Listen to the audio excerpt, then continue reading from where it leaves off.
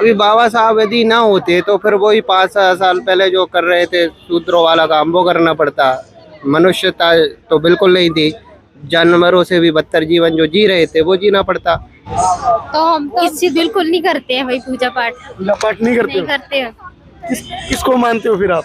बौद्ध भगवान को। देखिए, जो हिंदू धर्म में जो कुर्तियाँ थी ना, उनने उनको देखा कि मुझे इतनी परेशानी है और ये सब उसमें है, तो उसी वजह से उन्होंने 22 प्रतिज्ञा जमाई थी और अपने समाज के लिए सारा जो पाखंड है वो छोड़ के इन 22 प्रतिज्ञा के आधार पर चले।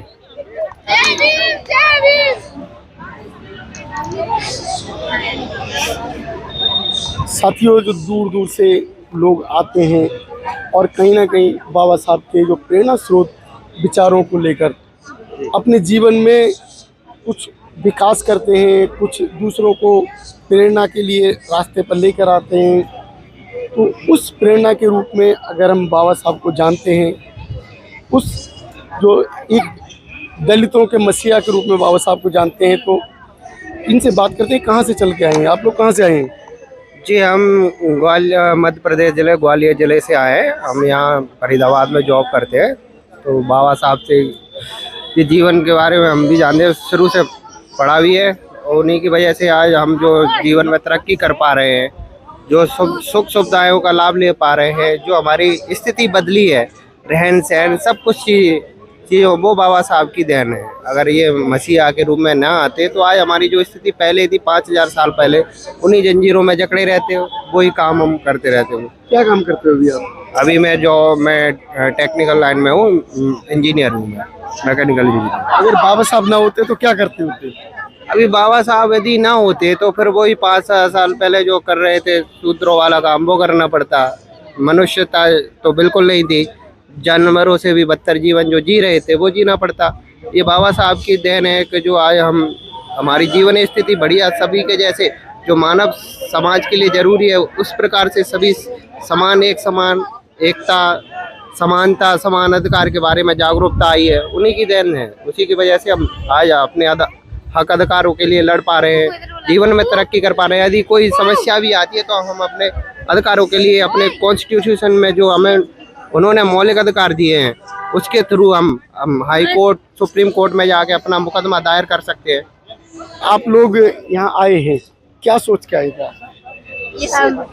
ये सोच के आए हैं कि यहाँ पे जाएंगे, बच्चों को घुमाएंगे, उनका भी कुछ जानकारी होगी बच्चों को, कि जितना उनको बाबा साहब के बारे में बताएंगे उतना जानेंगे। और हमारा मानना तो ये है कि हमारे पहले और आखिरी भगवान बाबा साहब ही हैं। पहले और आखिरी भगवान। क्या आप पूजा पाठ करते हो?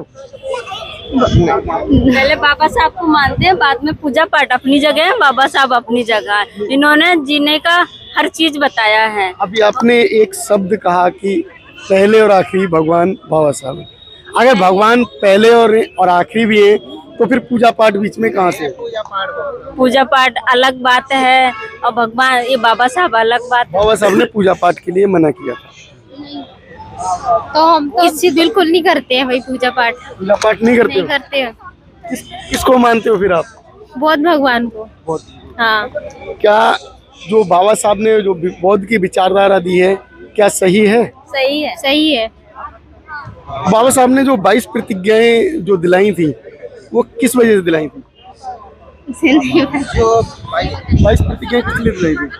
उसकी दिलाई थी कि जो हिंदू धर्म में जो कुर्तियाँ थी ना, उनने उनको देखा कि मुझे इतनी परेशानी है और ये सब उसमें है, तो उसी वजह से उन्होंने 22 प्रतिज्ञा जमाई थी और अपने समाज के लिए सारा जो पाखंड है वो छोड़ के इन 22 प्रतिज्ञा के आधार पर चले। क्योंकि उसमें पाखंडवाद भरा पड़ा था और वैज्ञानिक दृष्टिकोण से जो चीज़ें होती है वो उनमें वैज्ञानिक दृष्टिकोण नहीं था उन चीज़ों से। उसके आधार पर उन्होंने वैज्ञानिक दृष्टिकोण को अपनाने के लिए, इसलिए उन्होंने कहा कि वैज्ञानिक दृष्टिकोण होना चाहिए, मानव के जीवन में तर्क के साथ बात होना चाहिए, इसीलिए उन्होंने 22 प्रतिज्ञाएं दिलाई। जो 22 प्रतिज्ञाएं हैं, क्या जीवन में मनुष्य उन्हें पूरा करने की कोशिश करता है? आज का जो समय है, बाबा साहब हमें धम्म की जो शिक्षा दिला गए थे, समाज अगर शुरू की 3 प्रतिज्ञाएं मान ले कि मैं ब्रह्मा विष्णु महेश को भगवान नहीं मानूंगा, मैं किसी अवतार को भगवान नहीं मानूंगा, तो हमारे इस समाज का उद्धार हो सकता है।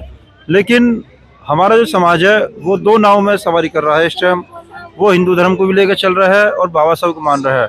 आज 6 दिसंबर है और बाबा साहब का परिनिर्वाण आज के दिन हुआ था। जब 6 दिसंबर 1956 को बाबा साहब का जब निधन हुआ यहाँ, तो जो दिल्ली की जनता थी, जो दिल्ली के बाबा साहब के अनुयायी थे, उन्होंने ये पूरा रोड जाम कर दिया था, पूरा बंगला घेर दिया था। तो उस समय की जो संख्या बताते दिल्ली की यहाँ की, 50,000 जो लोग थे वो यहाँ आ चुके थे। लेकिन मैं आज देख रहा हूँ पूरा अपना ये बंगला खाली पड़ा है, जो स्थल है। लेकिन हमारे लोगों में जागरूकता तो है, लेकिन बाबा साहब की मानते नहीं है। बाबा साहब को जानते हैं लेकिन उनकी मानते नहीं है। बाबा साहब ने भारतीय संविधान और बौद्ध धर्म दो ही चीज़ देखे गए थे कि मेरा समाज अगर दो को अपना ले तो उद्धार हो जाएगा। लेकिन आज के समय में हमारा जो समाज है ना तो भारतीय संविधान को पढ़ रहा है और ना ही भारतीय बौद्ध धर्म को अपना रहा है। अभी बहन जी ने बताया था कि हमारे बाबा साहब भगवान फर्स्ट और लास्ट बाबा साहब हैं, लेकिन बाबा साहब को भगवान ना मान करके उन्होंने जो हमारे भगवान नहीं है वो आदर्श हैं, जो वो बता के हम उन पर चलना पड़ेगा। और बहन जी हिंदू धर्म को मान रही हैं और बाबा साहब को मान रही, भगवान बता रही हैं, लेकिन भगवान बताना गलत है बाबा साहब को। मैं तो ये कहूँगा समाज एजुकेशन में आगे जाए, अंधविश्वास पाखंड को छोड़ करके धर्म की दीक्षा ले, तो यही दो को काफ़ी है हमारे समाज के लिए, और कुछ नहीं है। और सोचता है कि हिंदू धर्म को भी ढोलें और बौद्ध धर्म को ढोलें, ऐसा नहीं होगा। एक नाव में एक समय में एक नाव पर तैयारी होगी सवारी, दो पर नहीं हो सकती। तो मेरा कहने का मतलब ये आज की जनरेशन को कि जनरेशन जय भीम तो करती है, फेसबुक व्हाट्सएप इंस्टाग्राम में जो आ रही है, रियल में नहीं जी रहे, रील में जी रहे हैं। रील और रियल में बहुत ज़मीन आसमान का अंदर है। मैं सरकारी सर्विस में हूँ, मैं रात की सर्विस करके मैं हर उसमें आता हूँ यहाँ। जब भी समय मिलता है तो मैं इस रोड पर निकल कर जाता हूँ, तो मैं यहाँ होकर जरूर जाता हूँ। और आज बड़ा दुख है कि हमारे लोग जागरूक होने के बाद भी और साधन संपन्न होने के बाद भी यहाँ इतने लोग नहीं आ पाए जो इसको पूरे को भर दें बंगले को। बड़ा दुख के साथ कहना पड़ रहा है। आपने अभी जो क्वेश्चन पुट अप किया था कि जो 22 प्रतिज्ञाएँ हैं, मैं कहता हूँ कि शुरू की 3 प्रतिज्ञा ही काफ़ी हैं, जो हम पढ़ लें और उनको मान लें, जो हम क्योंकि मानते नहीं है ना, चक्कर ये है। साथियों, जो हमारे भाई लोग हैं, हमारे समाज के व्यक्ति, इन्होंने जो शब्द कहे, कहाँ तक आप इनके शब्दों से सहमत हैं, हमारे चैनल पर अवश्य बताएं। नमो बुद्धाय, जय भीम जी। है कि हमारे लोग जागरूक होने के बाद भी और साधन संपन्न होने के बाद भी यहाँ इतने लोग नहीं आ पाए जो इसको पूरे को भर दें बंगले को। बड़ा दुख के साथ कहना पड़ रहा है। आपने अभी जो क्वेश्चन पुट अप किया था कि जो 22 प्रतिज्ञाएँ हैं, मैं कहता हूँ कि शुरू की 3 प्रतिज्ञा ही काफ़ी हैं, जो हम पढ़ लें और उनको मान लें, जो हम क्योंकि मानते नहीं है ना, चक्कर ये है। साथियों, जो हमारे भाई लोग हैं, हमारे समाज के व्यक्ति, इन्होंने जो शब्द कहे, कहाँ तक आप इनके शब्दों से सहमत हैं, हमारे चैनल पर अवश्य बताएं। नमो बुद्धाय, जय भीम जी।